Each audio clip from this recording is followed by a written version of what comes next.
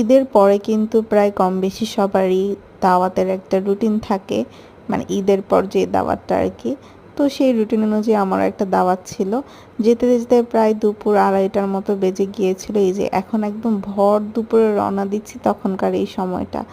এই তো এটা ছিল আমার ঈদ মেহেন্দি। এবার ঈদ মেহেন্দিটা ঈদের আগের দিন দেওয়া হয়নি, ঈদের একদিন পরে দেওয়া হয়েছে। তারপর চলে আসলাম এই তো দাওয়াত খাওয়ার জন্য।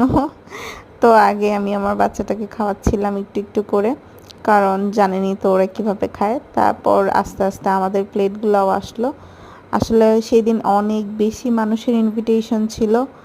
তো আমরা এক সিরিয়ালে সবাই সুন্দর করে নিচে বসে গিয়েছিলাম, এত বেশি গরম ছিল সেই দিন। অনেক কিছু রান্না করেছিল, পোলাও, মুরগি, খাসি, গরুর মাংস, করলা ভাজি, শুটকি ভুনা, মানে এত কিছু রান্না করেছিল। প্রত্যেকটা খাবারই প্রায় অনেক বেশি মজা হয়েছে, মাশাল্লাহ মাশাল্লাহ। এই তো শেষ দাওয়াত খাওয়া, তারপর বিকালেই দেখেন সুন্দর পথ দেখতে দেখতে